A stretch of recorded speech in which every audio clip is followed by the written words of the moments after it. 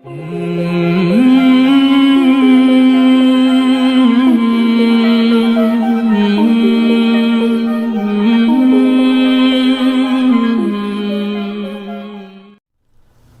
کو ریمائنڈ کراتا چلوں کہ سید سعد قادری انگلش چینل ایک ہے، اور اسی طرح میں نے ابھی ریسنٹلی سید سعد قادری قرآن ریسیٹیشن کا چینل بھی لانچ کیا ہے، تو ان دونوں چینلز کو وزٹ کرنا، انہیں سبسکرائب کرنا، ان میں ویڈیوز دیکھنا نہ بھولیں۔ السلام علیکم ورحمۃ اللہ وبرکاتہ۔ ایک سوال بہت سوشل میڈیا پہ پچھلے دنوں اٹھا اور اس کا جواب دینے کا مجھے اس وقت موقع نہیں ملا۔ میں تو کسی اور ٹاپک پر ریسرچ کر رہا تھا، تو ساتھ ساتھ کچھ ان باتوں سے بھی میں گزرا، تو میں نے کہا کہ اس پر اب بات کر لیتے ہیں۔ پہلے بھی شاید میں نے بات کی ہو، لیکن اس طرح بات نہ کی ہو۔ وہ کہتے ہی ہیں کہ بھئی تم لوگ کہتے ہو کہ ابدال ہیں اور قطب ہیں، تو پھر یہ وبائیں شبائیں آتی ہیں تو یہ روکتے کیوں نہیں ہیں بھائی، یہ بچاتے کیوں نہیں ہیں؟ اب چونکہ یہ معاملہ ہے ہی نہیں تو ہم مانتے ہی نہیں کہ ابدال ہیں، اگر ہیں تو بچا لیں۔ اچھا، پہلے آپ کو حدیث سے بیان کرتا ہوں، پھر بتاتا ہوں کہ کن کن کتب میں یہ کن کن الفاظ کے ساتھ روایت آئی ہے، اور پھر ان کے اس لا علمی اور جہالت سے بھری ہوئی اسٹیٹمنٹ کا بھی جواب دیتے ہیں۔ یہ کم علمی کی وجہ سے باتیں کرتے ہیں لوگ، یہ باتیں نا جب علم نہ ہونا تو پھر انسان اٹکل پچو کچھ بھی بولتا ہے، اور یہ ان کی جہالت ہوتی ہے۔ یہ وہی بات ہوتی ہے جس کو میں کہتا ہوں کہ اگر آپ کسی پہلی جماعت کے بچے کو MSc کا سوال دیں تو چونکہ اس کو آتا نہیں تو وہ یہی کہے گا کہ میں مانتا ہی نہیں۔ وہی حال ان کا ہے، چونکہ ان کو آتا نہیں تو یہ کہتے ہیں ہم مانتے ہی نہیں۔ کوئی ضروری نہیں ہے کہ جو تمہیں پتہ نہ ہو وہ ہو بھی نہیں، چھوٹی سی بات ہے۔ اینی وے، شاید ان کی عقل سے بہت ماورا بات ہے۔ حدیث ہے اور اس کے راوی مولا علی کرم اللہ وجہہ ہیں۔ حدثنا ابو المغيرة حدثنا صفوان حدثني شريح يعني ابن عبيد قال ذكر أهل الشام عند علي بن أبي طالب رضي الله تعالى عنه وهو بالعراق۔ ابن عبید کہتے ہیں کہ مولا علی کرم اللہ وجہہ جس وقت عراق میں تھے، ان کے سامنے اہل شام کا تذکرہ ہوا۔ لوگوں نے کہا فقالوا العنهم يا امیر المؤمنین، یا امیر المومنین، آپ لعنت کی بددعا کیجیے اہل شام کے لیے۔ فرمایا نہیں۔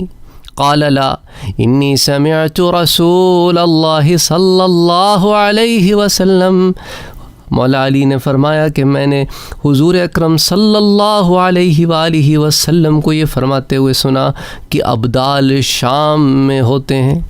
الابدال یکونون بالشام وهم 40 رجلا كلما مات رجل أبدل الله مكانه رجلا يسقى بهم الغيث وينتصر بهم على الأعداء ويصرف عن أهل الشام بهم العذاب۔ تو کیا فرمایا حضور صلی اللہ علیہ وسلم نے کہ ابدال کہاں ہوتے؟ شام میں ہوتے ہیں۔ یہ کل 40 آدمی ہوتے ہیں، جن میں سے کسی ایک کا انتقال ہو جائے تو اللہ تعالیٰ اس کی جگہ بدل کر کسی دوسرے کو مقرر کر دیتا ہے، اور اسی وجہ سے ان کو ابدال کہتے ہیں۔ اور ان کی دعا کی برکت سے بارش برستی ہے۔ دعا کس سے کرتے ہیں؟ اللہ سے۔ بارش کون برساتا ہے؟ اللہ۔ لیکن کرتا کون ہے؟ اللہ کے یہ نیک بندے۔ ان کا مقام یہ ہے کہ ہاتھ اٹھا لیں تو پھر رد نہیں کی جاتی، تو ان کی دعا کی برکت سے بارش برستی ہے، انہی کی برکت سے دشمنوں پر فتح بھی نصیب ہوتی ہے۔ وَيُنْتَصَرُ بِهِمْ عَلَى الْأَعْدَاءِ وَيُصْرَفُ عَنْ أَهْلِ الشَّامِ بِهِمُ الْعَذَابِ، اور اہل شام سے انہی کی برکت سے عذاب کو ٹال دیا جاتا ہے۔ تو اب آپ اس سے اندازہ کریں کہ فرمان بھی حضور صلی اللہ علیہ وآلہ وسلم کا اور روایت بھی اہل بیت کی ہو، سبحان اللہ۔ اور اس کو امام احمد نے المسند امام احمد میں روایت کیا ہے، تو اس سے امام احمد کا بھی آپ اپنا عقیدہ پتہ چلتا ہے۔ اور جہاں امام احمد ابن حنبل بھی جہاں بشر حافی کی مجلسوں میں جاتے ہوں، سبحان اللہ، لیکن افسوس در افسوس یہ وہابی جو اپنے آپ کو حنبلی بھی کہتے ہیں، وہ امام احمد ابن حنبل کی بھی نہیں مانتے۔ مسند الخلفاء الراشدین میں حضرت مولا علی کرم اللہ وجہہ کے ضمن میں جو احادیث مبارکہ آتی ہیں کہ جن جو آپ سے روایت ہیں ان میں یہ حدیث موجود ہے۔ اچھا، یہ کوئی ایک کتاب میں موجود نہیں ہے، یہ کئی کتب میں موجود ہے۔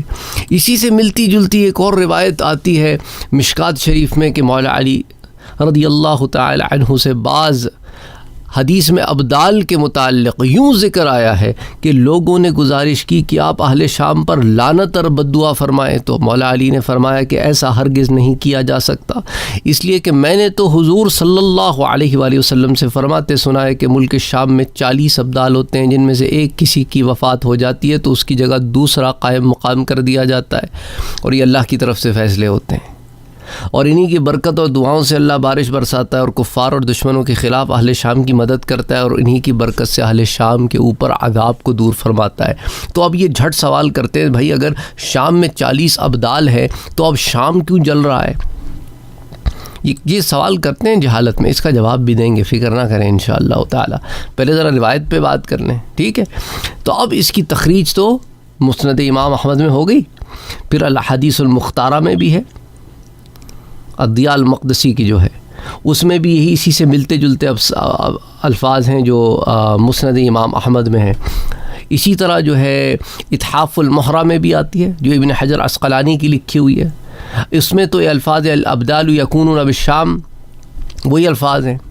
اچھا، پھر اس کے علاوہ فضائل الشام لابن السمعانی نے، یہ مصنف ہیں اس کے عبد الکریم بن محمد السمعانی، انہوں نے جو کتاب لکھی ہے اس کے اندر بھی یہ 900 سال قبل ان کی وفات ہو چکی ہے، انہوں نے بھی اس سے ملتے جلتے الفاظ لکھے ہیں کہ الابدال بالشام بہم یرحم اللہ جمیع اہل الارض، کہ اللہ ان کی وجہ سے تمام دنیا کے لوگوں پر اللہ جو ہے وہ رحمت کرتا ہے، رحم کرتا ہے، اور ان کی وجہ سے اعداء پر، دشمنوں پر، سارے کے ساروں پر یہ ہلاکت بھی ہوتی ہے اور ان کی ہزیمت بھی ہوتی ہے۔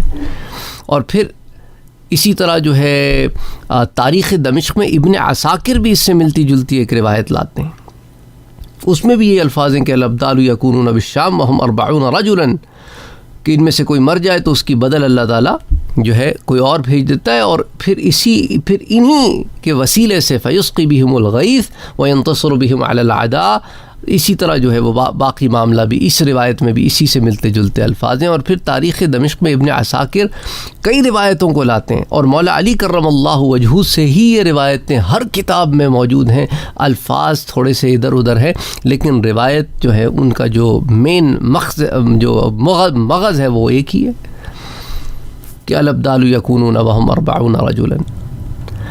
اچھا، اسی طرح جو ہے ابن عساکر جو ہے تاریخ دمشق میں ایک اور روایت لاتے مولا علی سے ہی، اس میں الفاظ یہ ہیں کہ الابدال بالشام والنجباء بالکوفہ، تو نجبا بھی ہمیں پتہ چل گیا اس روایت سے کہ نجبا بھی ہوتے ہیں اور شام بھی ہوتے ہیں، کہ ابدال تو شام میں ہوتے ہیں اور نجبا کوفے میں ہوتے ہیں۔ پھر اسی طرح ابن عساکر جو ہے اسی کتاب میں تاریخ دمشق میں یہ روایت بھی لے کر آتے ہیں، مولا علی کرم اللہ وجہہ سے ہی لے کر آتے ہیں کہ الابدال من الشام والنجباء من اہل مصر والاخیار من اہل العراق، کہ ابدال تو شام میں سے ہوتے ہیں اور نجباء مصر میں سے ہوتے ہیں اور اخیار اہل عراق میں سے ہوتے ہیں۔ اسی طرح جو ہے اسی سے ملتی جلتی روایات جو ہیں آپ کو فضائل الصحابہ امام احمد ابن حنبل اس میں بھی آپ کو مل جائیں گے۔ اسی طرح آپ کو ابن ابی الدنیا نے الولایہ میں بھی اسی سے ملتی جلتی روایت جو ہے وہ ذکر کی کہ الابدال ہم ستون، وہ ستون ہیں۔ تو اسی طرح جو ہے مختلف کتابوں میں اس کی مختلف تفصیلات ملتی ہیں۔ مختصراً یہ ہے کہ یہ بات تو میں نے یہاں پر آپ سے یوں عرض کر دی کہ اس کی دلیل بہت موجود ہے۔ اب آئیے اس پر بھی بات کر لیتے ہیں کہ آیا اگر ابدال موجود ہیں اور اللہ تعالیٰ اتنا سارا انتظام ان سے کرتا ہے تو پھر کیا وجہ ہے کہ یہ جو ہم ہلاکتیں دیکھتے ہیں اور شام کے یہ حالات ہیں اور عراق کے یہ حالات ہیں کہ کہیں تو نجباں ہیں اور کہیں پہ ابدال ہیں، تو پھر یہ بات سمجھ میں آتی نہیں، اور یہ بات انہی کو سمجھ میں نہیں آتی جو اپنے آپ کو بڑے عالم فاضل سمجھتے ہیں اور ساتھ کچھ ایسے القابات بھی لگاتے ہیں اور اپنی جہل کا ثبوت بھی دیتے ہیں۔ بہرحال تصویریں میں نے لگائی ہیں، اس سے آپ کو اندازہ ہو جائے گا یہ کون لوگ ہیں۔ تو حدیث میں جو ابدال کے متعلق الفاظ آئے ہیں، اچھا قطب کسے کہتے ہیں یہ بھی سمجھ لیں، اس کے پر میں پورا آپ کو تفصیل سے کئی دروس دے چکا ہوں۔ ابدال، قطب وغیرہ بعض کہتے ہیں کہ یہ ہم معنی ہے، کیٹیگریز ہیں، لیولز ہیں یہ، لیکن یہ تمام لیولز روحانی دنیا کے لیولز ہیں۔ تو حدیث میں ابدال کے متعلق کیوں ذکر آیا ہے، جیسا کہ مولا علی کرم اللہ وجہہ نے فرمایا، تو اس کی شرح میں ملا علی قاری نے حضرت عبداللہ ابن مسعود سے مرفوعاً روایت نقل کی ہے کہ جس سے غوث، قطب، ولی وغیرہ کے وجود کا پتہ چلتا ہے، اور اس حدیث سے یہ بات بھی واضح ہو گئی کہ ان کی برکت سے بارش ہوتی ہے، دشمنوں کے مقابل میں مدد ہوتی ہے، عذاب کو دفع کیا جاتا ہے۔ پھر اس کی تفصیل ہیں بہت ساری، پھر اس میں نہیں جاتا، لیکن ایک بات عرض کرتا ہوں کہ علامہ جلال الدین سیوطی رحمۃ اللہ علیہ نے اپنی کتاب الخیر الدال میں اس کی تفصیل بیان کی۔ وہ کہتے ہیں کہ دیکھو، جن ممالک یا صوبے یا علاقے میں آسمانی آفات اور بلائیں آتی ہیں، اس کی وجہ عام طور پر یہ ہوتی ہے کہ وہاں کے لوگ جو ہوتے ہیں وہ اللہ کی نافرمانی میں اس حد سے تجاوز کر چکے ہوتے ہیں کہ حتیٰ کہ ان سے قطب و ابدال کی توجہات ہٹ جاتی ہیں، اللہ کی طرف سے اللہ ہٹا دیتا ہے ان سے توجہات۔ تو اللہ تعالیٰ کی سخت ناراضی کی وجہ سے، جس کے نتیجے میں پھر یہ آسمانی عذاب اور آفات آتی ہیں، دشمنوں کا غلبہ ہوتا ہے اور یہ پستے بھی ہیں، تو قطب و ابدال کا معاملہ پوشیدہ ہوتا ہے۔ لوگ پوچھتے ہیں کہ میں کیسے ڈھونڈوں ان کو؟ اللہ نے عیا کرنا ہوتا ہے تو عیا کر دیتا ہے۔ یہ صاحبان حال ہوتے ہیں، ان کو تم قال کی روشنی میں تلاش نہیں کر سکتے، ہوتے ہیں، ملتے ہیں، جن کو فہم ہے وہ ان کو سمجھ جاتے ہیں، ورنہ لوگوں کو پتہ ہی نہیں ہوتا، وہ کسی بھنگی کو بھی ابدال سمجھنے لگتے ہیں۔ تو قطب و ابدال کا معاملہ پوشیدہ ہوتا ہے، اور ائمہ مجتہدین اور مجددین کا حال پوشیدہ نہیں ہوتا، چونکہ ہم نے مجتہدین دیکھے ہوتے ہیں، مجددین دیکھے ہوتے ہیں، تو ہم اسی ترازو پر قطب و ابدال کو بھی ہم ناپنے تولنے لگتے ہیں، اور یہ سب سے بڑی جہل ہوتی ہے۔ یعنی آپ کو میں اس طرح بتاؤں کہ ایک چپراسی کو آپ لے آئیں اور کہیں کہ اس اسکول کے پرنسپل کو جانچ پڑتال کرو کہ اس کے اندر قابلیت و لیاقت ہے کہ نہیں ہے، وہی حال ہے ان کے۔ سوشل میڈیا پہ بیٹھا ہوا کوئی انجینئرنگ کر رہا ہے اور سمجھ رہا ہے اپنے تئیں کہ میں بڑا چیتا ہوں، اصل میں کچھ بھی نہیں ہے، اس کو خبر ہی کوئی نہیں ہے۔ اسی طرح کوئی لال رومال ڈال کے بیٹھا ہے، اس کو خبر ہی کوئی نہیں ہے، وہ رومال ہی میں اس کا دماغ بھی بند ہو گیا ہے۔ جب خبر ہی کوئی نہیں ہے تو پھر بات ہی نہ کرو نا، پھر کیوں اپنی جہالت عام کرتے ہو؟ تو یہ راہ ولایت بہت اعلیٰ اور عرفہ مقام ہوتا ہے، اور صحابہ کرام میں سے ہر ایک کو قطب و ابدال سے اعلیٰ درجہ حاصل تھا۔ اس لیے جہالت والی باتیں نہ کیا کرو کہ صحابہ کرام میں پھر بتاؤ، پھر صحابی تو اعلیٰ ہے۔ اللہ اکبر، اللہ اکبر۔ یعنی کہ یہ ہے کہ ایک ہائر کیٹیگری کا آفیسر ہے، اس کے بارے میں کہہ رہے ہیں یہ لوور کیٹیگری کے آفیسر سے کمپیریزن کر رہے ہیں، اس کا تو کمپیریزن ہی نہیں بنتا، ان کا تو مقام ہی اعلیٰ ہے۔ اور ائمہ مجتہدین اور فقہاء و محدثین، ہر صدی میں آنے والے مجددین کا کام ہی منہاج نبوت اور صحابہ کے طریقے کو زندہ کرنا اور شرک و بدعت کو دین سے نکال کر مٹانا ہے۔ اس لیے صرف حضرات صحابہ کرام اور خلفائے راشدین اور ان کے طریقوں کو زندہ کرنے والے ائمہ مجتہدین اور ہر صدی کے مجددین کا اتباع کرنا ہم پر لازم ہے، لیکن اس کا یہ معنی نہیں ہے کہ روحانی دنیا کے بادشاہ موجود ہی نہیں ہیں۔ صحابہ میں بھی موجود تھے، صحابہ میں بھی موجود تھے، اور اس علم کو سینہ بسینہ بتدریجاً آگے بھی منتقل کیا گیا ہے۔ آپ اٹھا کے دیکھ لیں، جتنے امام فقہ ہیں آپ کو کسی نہ کسی اللہ والے سے جڑے ہوئے معلوم ہوں گے، لیکن جہالت، اب لوگوں کی جہالت کا ایک ہی علاج ہے کہ علم دیا جائے، اور علم بھی اسے دیا جا سکتا ہے جو قبول کرے۔ بکری کے سامنے سارا دن پڑھتے رہو کتاب، اس نے میں ہی کہنی ہے۔ ہاں کوئی جاہل ہوگا تو وہ یہی کہے گا کہ بھائی بکری جو ہے بڑی پڑھی لکھی ہے، تو کوئی پوچھنے والا پوچھے گا تمہیں کیسے پتہ؟ کہ دیکھو اسے انگریزی کے 2 مہینوں کے نام آتے ہیں، اور کنورسیشن کرتی ہے۔ جب میں نے اس سے پوچھا کہ جون سے پہلے کون سا مہینہ آتا ہے تو کہتی ہے مئی، اور میں جب کہتا ہوں اپریل کے بعد کون سا آتا ہے تو کہتی ہے مئی، تو 2 سوالوں کے جواب جانتی ہے۔ اس کے آگے پیچھے کچھ نہیں جانتی لیکن اتنا پڑھا دیا ہے میں نے. تو جو جاہل ہوگا وہ اس قسم کی لاجک دے گا, لیکن جو پڑھا لکھا ہوگا اسے پتہ ہوگا کہ یہ کیا جہل بک رہا ہے. تو اس لیے جنہیں خبر نہیں ہوتی وہ ان جاہلوں کے آگے بیٹھے ہوتے ہیں, واہ واہ کر رہے ہوتے ہیں, ان کے اپنے دماغ بھی ویسے ہی ہوتے ہیں. تو اس لیے جب پتہ نہ ہونا تو بات نہ کیا کرو, اس سے پھر اوقات آپ کی ظاہر ہو جاتی ہے, آپ کا علم ظاہر ہو جاتا ہے. تو خیر بہرحال پھر لوگ کہتے ہیں کہ آپ نے بات سخت کر دی ہے. بات سخت اس لیے کی ہے کیونکہ یہ جو آگے سے بات آ رہی ہے وہ بہت گھٹیا بات ہے, گمراہ کن بات ہے. تو گمراہ کن بات سنتے سنتے سنتے سنتے بندہ کہتا ہے وہ یار بس کر یار, جب تینوں خبر ہی کوئی نہیں ہے تو پھر کیوں تو لگا ہوا ہے, بس کر دے, تیرا جو کام ہے تو وہ کر, ہر جگہ نہ ہاتھ پیر مارا کر.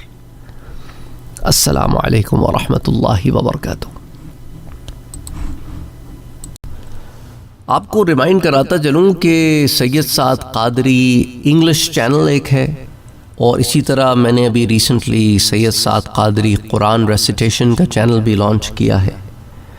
تو ان دونوں چینلز کو وزٹ کرنا, انہیں سبسکرائب کرنا, ان میں ویڈیوز دیکھنا نہ بھولیں.